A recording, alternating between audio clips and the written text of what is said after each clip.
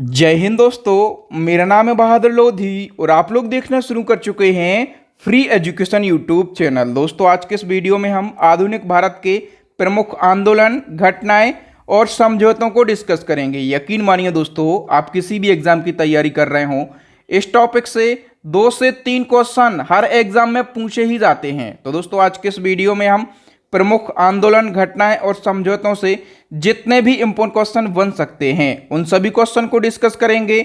और दोस्तों, हमेशा की तरह सभी क्वेश्चन को हम बिल्कुल डिटेल में विथ टेस्ट इफेक्ट के साथ में और आसान भाषा में डिस्कस करेंगे, इसलिए वीडियो को बिना स्किप किए लास्ट तक जरूर देखें। तो आइए दोस्तों, बिना किसी देरी की शुरुआत कर लेते हैं नंबर फर्स्ट क्वेश्चन से। नंबर फर्स्ट क्वेश्चन है, भारतीय राष्ट्रीय कांग्रेस की स्थापना कब की गई थी? तो दोस्तों, भारतीय राष्ट्रीय कांग्रेस यानी कि इंडियन नेशनल कांग्रेस की स्थापना की गई थी 1885 को। सी ऑप्शन करेक्ट हो जाएगा। अब भारतीय राष्ट्रीय कांग्रेस से जितने भी फैक्ट बन सकते हैं उन सभी को डिस्कस कर लेते हैं। स्थापना की गई थी 28 दिसंबर 1885 को। और किस स्थान पर? तो गोकुलदास तेजपाल संस्कृत कॉलेज मुंबई में स्थापना की गई थी। और इसके संस्थापक कौन थे? ए ओ हुम। इनका पूरा नाम है एलन ऑक्टेवियन हुम। और ये किस देश के निवासी थे? स्कॉटलैंड के। और दोस्तों, दादा भाई नेहरू ने इसका नामकरण भारतीय राष्ट्रीय कांग्रेस किया। इससे पहले इसका नाम भारतीय राष्ट्रीय संघ था। ठीक है, जब कांग्रेस की स्थापना की गई थी तो उस समय वायसराय कौन थे? लॉर्ड डफरिन थे। ठीक है, और कांग्रेस के पहले अध्यक्ष बनाए गए थे व्योमेश चंद्र बनर्जी। और पहले मुस्लिम अध्यक्ष बने थे बदरुद्दीन तैयब जी। और प्रथम कांग्रेस के हम कह सकते हैं कि अंग्रेज अध्यक्ष कौन थे?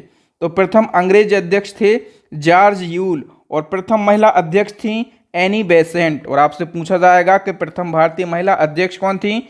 तो सरोजनी नायडू थी। ठीक है, तो ये सारे फैक्ट भारतीय राष्ट्रीय कांग्रेस से आप याद रखेंगे। नंबर सेकंड क्वेश्चन में हम 1905 के बंगाल विभाजन को डिस्कस कर लेते हैं। तो बताइए, 1905 में बंगाल विभाजन किस वायसराय के शासनकाल में हुआ था?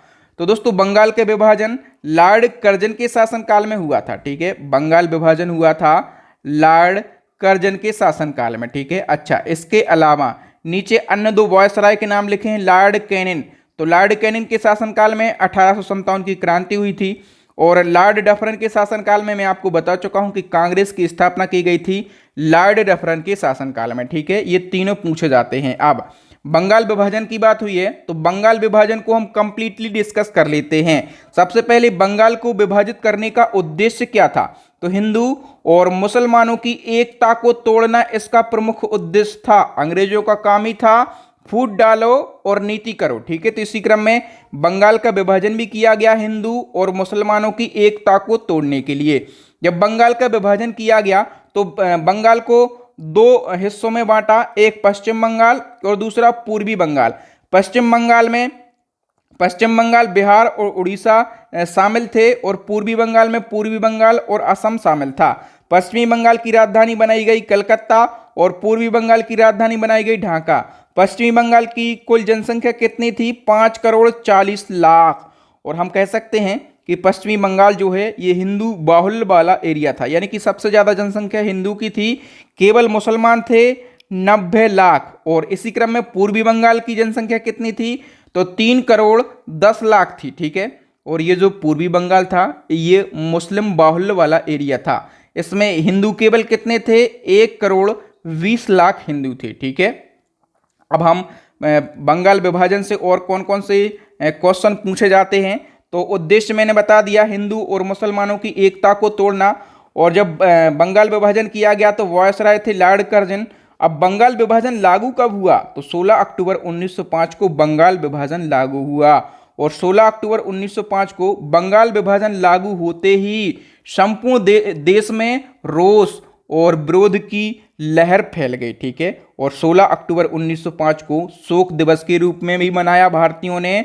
और रविन्द्रनाथ टैगोर के आह्वान पर 16 अक्टूबर 1905 को रक्षाबंधन दिवस मनाया गया। ठीक है, यानी कि हिंदू और मुसलमानों की एकता दिखाने के लिए हिंदू भाई ने मुसलमान की कलाई पर राखी बांधी और मुसलमान भाई ने हिंदू भाई की कलाई पर बांधी। ठीक है, राखी। ठीक है, तो रक्षाबंधन दिवस मनाया गया हिंदू मुस्लिम एकता को दिखाने के लिए। ठीक है, बंगाल विभाजन के अवसर पर रविन्द्रनाथ टैगोर ने एक प्रसिद्ध गीत भी गाया, अमार सोनाल बांग्ला। ठीक है, और ये अमर सोनाल बांग्ला जो है यह गीत बंगाल का राष्ट्रगान है, आप लोगों को पता होगा। ठीक है, इसके रचयिता हैं रविन्द्रनाथ टैगोर। अब बताइए नंबर 3 क्वेश्चन, मुस्लिम लीग की स्थापना कब की गई? तो दोस्तों मुस्लिम लीग की स्थापना करी गई 1906 में। डी ऑप्शन करेक्ट हो जाएगा। मुस्लिम लीग की बात करें तो बंगाल विभाजन की घोषणा के पश्चात मुसलमानों का एक शिष्टमंडल जिसमें 36 लोग शामिल थे, आगा खां के नेतृत्व में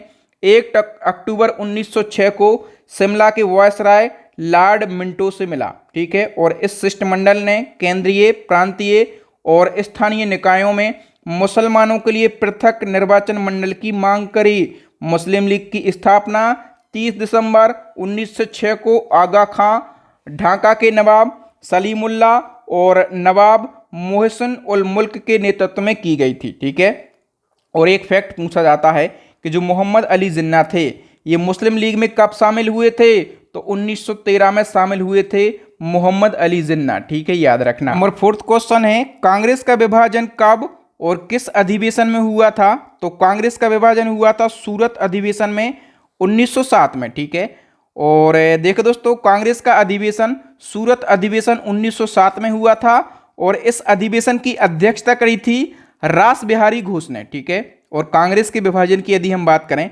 तो कांग्रेस 2 दलों में बट गया, एक नरम दल और दूसरा गरम दल। ठीक है, तो 2 दलों में कांग्रेस का विभाजन किया गया। अब नरम दल के नेताओं के नाम पूछे जाते हैं तो इनको उदारवादी या फिर नरमपंथी नेता कहा जाता था। ये थे दादा भाई नौरोजी, फिरोज शाह मेहता, बदरुद्दीन तैयब जी, गोपाल कृष्ण गोखले। और वहीं गरम दल के नेताओं की बात करें तो बाल गंगाधर तिलक, लाला लाजपत राय और बिपिन चंद्र पाल। ठीक है, इन तीनों को संयुक्त रूप से क्या कहा जाता था? तो लाल, बाल और पाल, इन तीनों को संयुक्त रूप से कहा जाता था। और चौथे गरम दल के नेता थे अरविंद घोष। ठीक है, ये प्रमुख नेता थे, इसके अलावा भी अन्य नेता थे लेकिन यही नाम पूछे जाते हैं। नेक्स्ट क्वेश्चन, खुदीराम बोस और प्रफुल्ल चाकी ने किस ब्रिटिश जज के ऊपर बम फेंका था? ये क्वेश्चन मोस्ट इंपोर्टेंट है, पूछा ही जाता है। तो खुदीराम बोस और प्रफुल्ल चाकी ने जिस जज के ऊपर बम फेंका था उसका नाम था किंग्सफोर्ड। सी ऑप्शन करेक्ट हो जाएगा। हम कंप्लीट डिटेल को डिस्कस कर लेते हैं।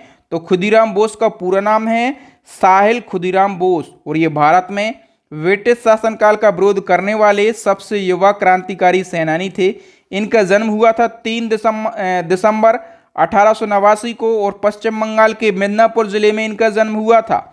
30 अप्रैल 1908 को खुदीराम बोस और प्रफुल्ल चाकी ने बिहार के मुजफ्फरपुर जिले के न्यायाधीश, इनका नाम है D.H. किंग्सफोर्ड पर बम फेंका था, लेकिन किंग्सफोर्ड बच गया था। और जो प्रफुल्ल चाकी थे इन्होंने आत्मदाह कर लिया था, आत्महत्या कर ली थी। और इसके बाद जो खुदीराम बोस बचे तो इनको पकड़कर मुजफ्फरपुर जेल भेज दिया गया। और इस घटना को मुजफ्फरपुर षड्यंत्र के रूप में भी जाना जाता है। इसके बाद क्या हुआ तो 11 अगस्त 1908 को 18 साल की आयु में खुदीराम बोस को फांसी पर लटका दिया गया। और दोस्तों खुदीराम बोस सबसे कम उम्र में फांसी पाने वाले क्रांतिकारी बने। तो ये 18 साल की उम्र में इनको फांसी पर लटका दिया गया था। ठीक है, इसी क्रम में मैं बार बार बोलता हूं कि यदि आपको करंट अफेयर्स पढ़ना है डिटेल में या फिर जनरल साइंस पढ़ना है डिटेल में तो हमारी दोनों ई बुक को बाय करके आप अपनी तैयारी को और भी बेहतरीन बना सकते हैं और भी मजबूत बना सकते हैं और एग्जाम में सिलेक्शन ले सकते हैं। इसी क्रम में बताइए कि बंगाल का विभाजन कब रद्द किया गया?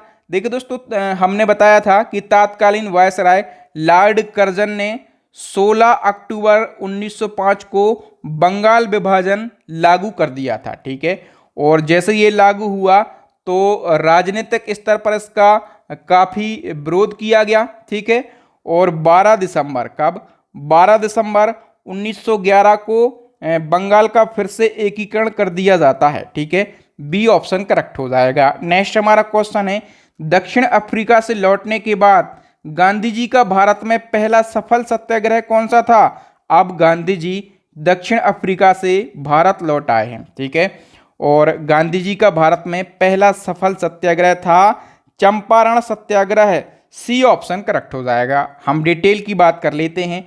तो महात्मा गांधी जी दक्षिण अफ्रीका से 9 जनवरी 1915 को लौटकर भारत आए, इसलिए हम हर साल 9 जनवरी को प्रवासी भारतीय दिवस के रूप में मनाते हैं। और महात्मा गांधी के द्वारा चंपारण सत्याग्रह कब किया गया?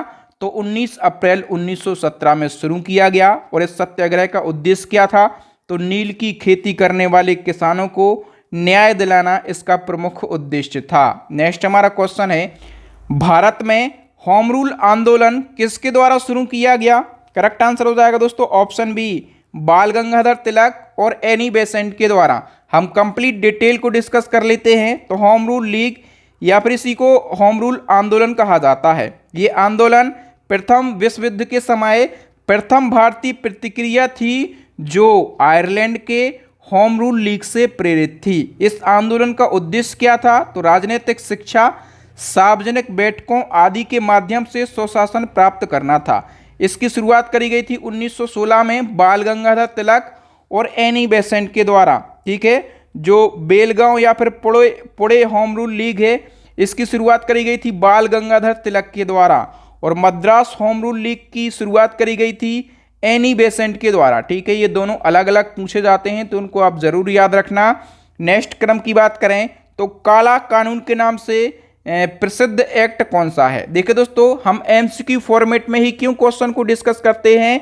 क्योंकि एमसीक्यू फॉर्मेट में डिस्कस करने से यह पता चलता है कि क्वेश्चन किस टाइप से पूछे जाते हैं। अब ये क्वेश्चन पूछा गया कि काला कानून के नाम से प्रसिद्ध कौन सा एक्ट है? करेक्ट आंसर हो जाएगा दोस्तों रॉलेट एक्ट को काला कानून के नाम से भी जाना जाता है। अब रॉलेट एक्ट से कितने फैक्ट बन सकते हैं उन सबको डिस्कस कर लेते हैं। तो दोस्तों रॉलेट एक्ट मार्च 1919 में अंग्रेजों ने भारत में उभर रहे राष्ट्रीय आंदोलनों को कुचलने के लिए बनाया था। ठीक है, इस कानून के तहत में किसी भी व्यक्ति को केवल संदेह के आधार पर ही गिरफ्तार किया जाता था। ठीक है, और रॉलेट एक्ट कब लागू किया गया? 21 मार्च 1919 को लागू किया गया। और रॉलेट एक्ट इसका आधिकारिक नाम क्या है? अराजकता और क्रांतिकारी अपराध अधिनियम इसको कहते हैं। ठीक है, इस एक्ट को बिना वकील, बिना अपील, बिना वकील और बिना दलील का कानून कहा जाता था। और इस कानून के तहत में 10 अप्रैल 1919 को पंजाब के 2 लोकप्रिय नेताओं की गिरफ्तारी की गई थी। डॉक्टर सत्यपाल और सैफुद्दीन किचलू को पुलिस ने गिरफ्तार कर लिया था रॉलेट एक्ट के तहत। ठीक है, अब बात कर लेते हैं जलियांवाला बाग हत्याकांड की। तो जलियांवाला बाग हत्याकांड किस दिन घटित हुआ था? दोस्तों 13 अप्रैल 1919 को वैसाखी के दिन जलियांवाला बाग हत्याकांड घटित हुआ था। हम कंप्लीट डिटेल की बात कर लेते हैं। तो रॉलेट एक्ट के बारे में मैंने आपको बताया। रॉलेट एक्ट के तहत में पंजाब के 2 बड़े नेताओं सत्यपाल और सैफुद्दीन किचलू को गिरफ्तार कर लिया था पुलिस ने। और इन नेताओं की गिरफ्तारी के बाद जनता में बहुत ही तेज आक्रोश पैदा हो गया। इस एक्ट के विरोध में पंजाब के अमृतसर के जलियांवाला बाग में एक सभा बुलाई गई, जहां पर शांतिपूर्ण विरोध कर रहे लोगों पर जनरल डायर ने, ये नाम याद रखना, जनरल डायर ने अंधाधुंध गोलियां चलवा दी। ठीक है, परिणाम स्वरूप 1500 लोग मारे गए। कितने? 1500 लोग मारे गए। और सरकारी रिपोर्ट कहती है कि 379 लोग मारे गए थे। और कांग्रेस ने भी एक रिपोर्ट जारी करी थी, तो कांग्रेस समिति के अनुसार 1000 लोग मारे गए थे। ठीक है, जलियांवाला बाग हत्याकांड के समय भारत का वायसराय पूछा जाता है, तो लॉर्ड चेम्सफोर्ड जो है ये उस समय भारत का वायसराय था। और इस घटना की जांच के लिए एक कमीशन भी नियुक्त किया गया था, पूछा जाता है नाम, हंटर कमीशन नियुक्त किया गया था। और जो पंजाब के अमृतसर के जलियांवाला बाग में सभा चल रही थी, तो इस सभा की मुखबरी किसने करी थी? एक गद्दार था भारतीय, हंसराज नाम के गद्दार ने इस सभा की मुखबरी करी थी डायर को। ठीक है, और इसी ने डायर का सहयोग किया था। नेक्स्ट क्वेश्चन की बात करें, खिलाफत आंदोलन। तो खिलाफत आंदोलन के संस्थापक कौन थे? खिलाफत आंदोलन के संस्थापक थे अली बंधु। सी ऑप्शन करेक्ट हो जाएगा। डिटेल की बात करें तो खिलाफत आंदोलन तुर्की के खलीफा के पद के समर्थन में अंग्रेजों के खिलाफ आंदोलन था। उस समय तुर्की के खलीफा को पूरे संसार में मुसलमानों का धार्मिक गुरु माना जाता था और उनके ऊपर अंग्रेजों के द्वारा बुरा व्यवहार किया जा रहा था। इसी बुरे व्यवहार को लेकर भारत में मुस्लिमों ने अंग्रेजों के खिलाफ खिलाफत आंदोलन की शुरुआत करी। खिलाफत आंदोलन की शुरुआत तो करी अली बंधु ने, शौकत अली और मोहम्मद अली ने 1919 में इसकी शुरुआत करी। बाद में इसका नेतृत्व महात्मा गांधी जी के द्वारा भी किया गया। पूछा जाता है कि खिलाफत आंदोलन का नेतृत्व बाद में किसके द्वारा किया गया? महात्मा गांधी जी के द्वारा किया गया। क्यों किया गया महात्मा गांधी जी के द्वारा इसका नेतृत्व? क्योंकि महात्मा गांधी जी मुस्लिमों को भी अंग्रेजों के विरुद्ध राष्ट्रीय आंदोलनों में जोड़ना चाहते थे, इसलिए गांधी जी ने खिलाफत आंदोलन का बाद में नेतृत्व किया। नेक्स्ट बात कर लेते हैं असहयोग आंदोलन की। तो असहयोग आंदोलन कब शुरू किया गया था? अगस्त 1920 में शुरू किया गया। ठीक है, किसके नेतृत्व में? तो गांधी जी के नेतृत्व में शुरू किया गया। ठीक है, ये आंदोलन अहिंसक होना था, जिसमें भारतीयों को अपने खिताबों उपाधियों का त्याग करना था, सरकारी सेवा, विदेशी सामान और चुनाव का बहिष्कार करके अंग्रेजी सत्ता का विरोध करना था। ठीक है, और असहयोग आंदोलन के दौरान ही गांधी जी ने केसर ए हिंद की उपाधि त्याग दी थी। केसर ए हिंद की उपाधि से एक क्वेश्चन एग्जाम में पूछा जाता है कि गांधी जी ने केसर ए हिंद की उपाधि कब लौटाई थी? जलियांवाला बाग हत्याकांड से गांधी जी बहुत दुखी थे, लेकिन जलियांवाला बाग हत्याकांड के तुरंत बाद गांधी जी ने केसर ए हिंद की उपाधि नहीं लौटाई थी। याद रखना, गांधी जी ने असहयोग आंदोलन आरंभ होने पर केसर ए हिंद की उपाधि लौटाई थी। ये क्वेश्चन एसएससी में पूछा गया था। याद रखना, असहयोग आंदोलन आरंभ होने पर महात्मा गांधी जी ने केसर ए हिंद की उपाधि लौटाई थी। नेक्स्ट क्वेश्चन है चोरी चोरा की घटना कब घटित हुई थी? करेक्ट आंसर हो जाएगा 5 फरवरी 1922 को। हम डिटेल की बात करें तो 5 फरवरी 1922 को गोरखपुर जिले में चोरी चोरा में किसानों के एक जुलूस पर पुलिस वालों के द्वारा गोली चला दी गई। ठीक है, और फिर क्या हुआ? फिर भीड़ ने पुलिस थाने में जाकर पुलिस थाने में आग लगा दी। ठीक है, जिससे 22 पुलिसकर्मी मारे गए। और इस हिंसक घटना के कारण गांधी जी ने असहयोग आंदोलन वापस ले लिया। असहयोग आंदोलन गांधी जी के द्वारा अगस्त 1920 में शुरू किया गया था। फिर गांधी जी ने इस आंदोलन को फरवरी 1922 में वापस ले लिया, चोरी चोरा की घटना से दुखी होकर। नेक्स्ट क्वेश्चन है स्वराज पार्टी की स्थापना किसने करी थी? तो स्वराज पार्टी की स्थापना करी थी मोतीलाल नेहरू और चित्तरंजन दास ने। स्वराज पार्टी की स्थापना कब करी गई थी? तो 1923 में करी गई थी। नेक्स्ट क्वेश्चन है वर्ष 1928 में भारत आए उस कमीशन का नाम बताइए जिसका उद्देश्य भारत की संवैधानिक व्यवस्था में सुधार करना था। तो भारत की संवैधानिक व्यवस्था में सुधार करना प्रमुख उद्देश्य था साइमन कमीशन का। डी ऑप्शन करेक्ट हो जाएगा। ठीक है, साइमन कमीशन को हम डिटेल में डिस्कस करेंगे। तो साइमन कमीशन की नियुक्ति ब्रिटिश प्रधानमंत्री के द्वारा वर्ष 1927 में सर साइमन के नेतृत्व में की गई और साइमन कमीशन में 7 सदस्य थे। ठीक है, और ये भारत कब आया कमीशन? तो 1928 में ये भारत आया और इस कमीशन का मुख्य कार्य था भारत की संवैधानिक व्यवस्था में सुधार करना। और साइमन कमीशन में कोई भी भारतीय सदस्य नहीं था। 7 सदस्यों में से कोई भी सदस्य भारतीय नहीं था, इसलिए भारतीयों ने इसका बहुत ही व्यापक तरीके से विरोध किया। ठीक है, और एक नारा दिया था साइमन कमीशन वापस जाओ, इस नारे के साथ में विरोध किया। और चूंकि इसमें कोई भी भारतीय सदस्य नहीं था, पूरे अंग्रेज थे, इसलिए इस कमीशन को व्हाइट कमीशन भी कहा जाता है। ठीक है, और इसी कमीशन के खिलाफ प्रदर्शन कर रहे थे लाला लाजपत राय। ठीक है, और लाला लाजपत राय पर पुलिस ने लाठीचार्ज कर दिया गया और कुछ दिन बाद लाला लाजपत राय की मौत हो जाती है। ठीक है, तो साइमन कमीशन से ये सारी बातें, ये सारे फैक्ट याद रखना है दोस्तों। हम केवल उन्हीं फैक्टों को डिस्कस कर रहे हैं जो एग्जाम में पूछे ही जाते हैं। बिल्कुल शॉर्ट में और आसान भाषा में कहानी की तरह मैं आपको समझाने का प्रयास कर रहा हूं। यदि आपको आपके बहादुर सर की मेहनत और कंटेंट की क्वालिटी अच्छी लग रही हो तो आपको एक काम करना है, वीडियो को लाइक करना है और आपके व्हाट्सएप टेलीग्राम पर जितने भी स्टडी से रिलेटेड ग्रुप हों सभी ग्रुपों में इस वीडियो को शेयर करके हमें सपोर्ट जरूर करें। कुछ व्यू आ जाएंगे, कुछ लाइक आ जाएंगे तो हमें उन्हीं से मोटिवेशन मिल जाता है। नेक्स्ट क्वेश्चन है अंग्रेजी सरकार के कर वृद्धि के विरोध में किसानों के द्वारा वारदौली सत्याग्रह कब किया गया? तो वारदौली सत्याग्रह किया गया 1928 में, ठीक है। और किसके नेतृत्व में वारदौली सत्याग्रह किया गया? तो वल्लभ भाई पटेल के नेतृत्व में। और इस आंदोलन के सफल होने के बाद वारदौली की महिलाओं ने सरदार वल्लभ भाई पटेल को सरदार की उपाधि दी, ठीक है। सरदार की उपाधि वल्लभ भाई पटेल को बारदौली की महिलाओं ने ही दी थी। नेक्स्ट क्वेश्चन है, किस कांग्रेस अधिवेशन में 31 दिसंबर 1929 को पूर्ण स्वराज की घोषणा करी गई? तो पूर्ण स्वराज की घोषणा लाहौर अधिवेशन में करी गई, ठीक है। देखिए दोस्तों, 1929 का जो अधिवेशन है कांग्रेस का, ये कहाँ पर हुआ था? लाहौर में, ठीक है। और इस अधिवेशन की अध्यक्षता किसने करी थी?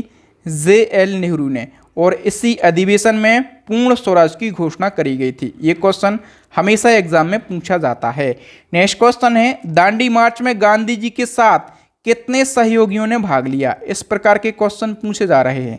दांडी मार्च के बारे में आप लोगों को पता है, लेकिन कितने सहयोगियों ने दांडी मार्च में गांधी जी के साथ में भाग लिया, ये आपको बताना है। 78 सहयोगियों ने। वी ऑप्शन करेक्ट हो जाएगा, ठीक है। और देखिए दोस्तों, दांडी मार्च की यदि हम बात करें तो अंग्रेजों द्वारा बनाए गए नमक कानून के विरोध में गांधी जी के द्वारा दांडी मार्च 78 सहयोगियों के साथ साबरमती आश्रम से शुरू हुआ और साबरमती आश्रम से लेकर गुजरात के दांडी तक चलकर गांधी जी ने नमक कानून का विरोध किया। और ये दांडी मार्च 12 मार्च 1930 को शुरू हुआ और 6 अप्रैल 1930 तक चला। और इसमें कुल कितनी दूरी तय की गई? तो 241 मील दूरी तय की गई, ठीक है। दूरी भी कई बार एग्जाम में पूछी गई है, इसको भी आप याद रखेंगे। अब हम बात कर लेते हैं सविनय अवज्ञा आंदोलन की। तो सविनय अवज्ञा आंदोलन ये कब शुरू किया गया? तो ये जो आंदोलन है ये महात्मा गांधी जी के नेतृत्व में दांडी मार्च के साथ में ही शुरू किया गया। 12 मार्च 1930 को शुरू किया गया दांडी मार्च के ही साथ में, ओके। नेक्स्ट क्वेश्चन है, प्रथम गोलमेज सम्मेलन किस स्थान पर आयोजित हुआ था? तो प्रथम गोलमेज सम्मेलन ये लंदन में आयोजित हुआ था, ठीक है। अब तीनों गोलमेज सम्मेलन को हम डिस्कस कर लेते हैं। तो अंग्रेज सरकार के द्वारा भारत में संवैधानिक सुधारों पर चर्चा के लिए कुल 3 गोलमेज सम्मेलन आयोजित किए गए हैं, ठीक है। और हम बात करें कि पहला गोलमेज सम्मेलन 12 नवंबर 1930 को, दूसरा 7 सितंबर 1931 को और तीसरा 17 नवंबर 1932 को हुआ। कुछ फैक्ट पूछे जाते हैं, उनको हम डिस्कस कर लेते हैं। भीमराव अंबेडकर जी ने तीनों गोलमेज सम्मेलन में भाग लिया। दूसरे गोलमेज सम्मेलन में भारत की ओर से महिला प्रतिनिधि के रूप में सरोजनी नायडू को शामिल किया गया। और महात्मा गांधी जी ने केवल दूसरे गोलमेज सम्मेलन में भाग लिया। और तीनों गोलमेज सम्मेलन के समय इंग्लैंड के प्रधानमंत्री रैमजे मैकडोनाल्ड थे, ठीक है। याद रखेंगे इन सभी फैक्टों को। नेक्स्ट क्वेश्चन है, पूना पैक्ट किस किस के बीच में हुआ था? तो जो पूना पैक्ट है ये डॉक्टर साहब अंबेडकर और महात्मा गांधी जी के बीच में हुआ था। सी ऑप्शन करेक्ट हो जाएगा, ठीक है। और ये समझौता पुणे की यरवदा सेंट्रल जेल में 24 सितंबर 1932 को महात्मा गांधी जी और अंबेडकर के बीच में हुआ था। इस समझौते का परिणाम क्या निकला? तो केंद्रीय विधानमंडल में दलित वर्ग के लिए सुरक्षित सीटों को 18% बढ़ा दिया गया और दलित वर्ग के लिए आरक्षित सीटों की संख्या प्रांतीय विधानमंडलों में 71 से बढ़ाकर 147 कर दी गई, ओके। नेक्स्ट क्वेश्चन है, मोहम्मद अली जिन्ना ने पाकिस्तान की मांग किस वर्ष करी थी? करेक्ट आंसर हो जाएगा दोस्तों 1940 में। तो देखिए दोस्तों, 1940 को मुस्लिम लीग का जो अधिवेशन है, मुस्लिम लीग का अधिवेशन ये कहाँ पर हुआ था? लाहौर में हुआ था, ठीक है। और इसकी अध्यक्षता करी थी मोहम्मद अली जिन्ना ने, ठीक है। और इसी अधिवेशन में 1940 में पाकिस्तान की मांग रखी गई थी। नेक्स्ट क्वेश्चन है, भारत छोड़ो आंदोलन के नेताओं को गिरफ्तार करने के लिए ब्रिटिश सरकार के द्वारा चलाया गया ऑपरेशन कौन सा था? इस प्रकार से क्वेश्चन पूछे जाते हैं।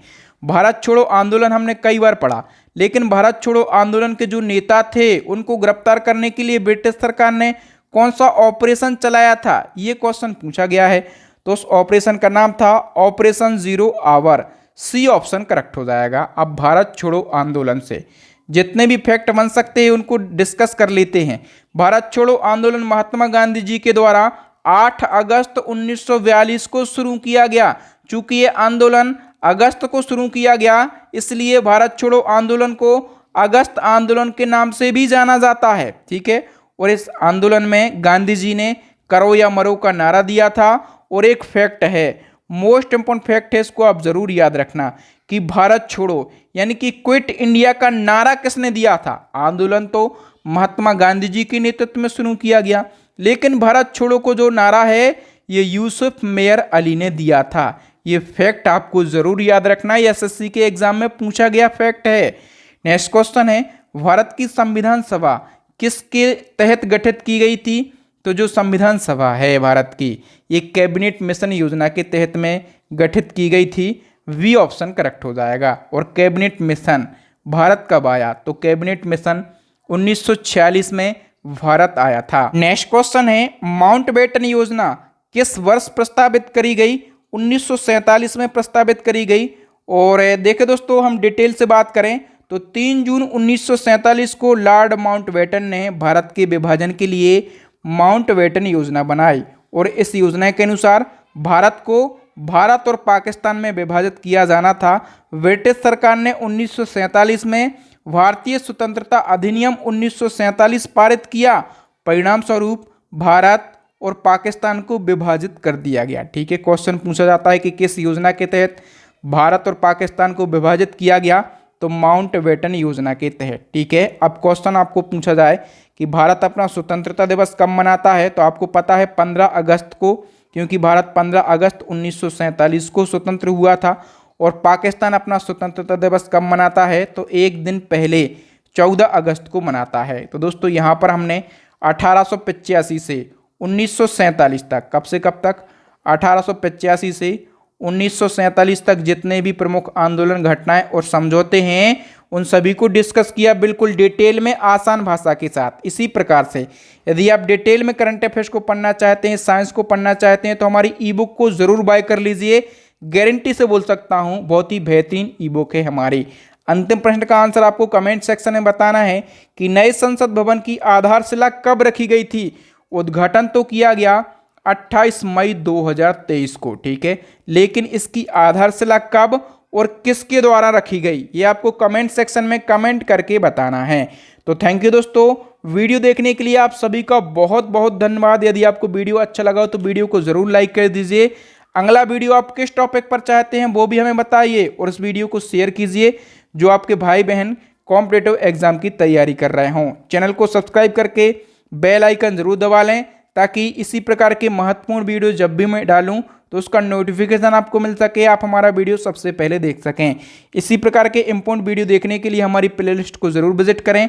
प्लेलिस्ट की लिंक मिलेगी आई बटन में, या फिर नीचे डिस्क्रिप्शन में, या फिर अभी आपको स्क्रीन के ऊपर 3 वेरी यूजफुल वीडियो दिख रहे होंगे। इन वीडियोज़ को ज़रूर देख लें। थैंक यू दोस्तों, मिलेंगे नेक्स्ट वीडियो में। तब तक के लिए जय हिंद, जय भारत, वंदे मातरम।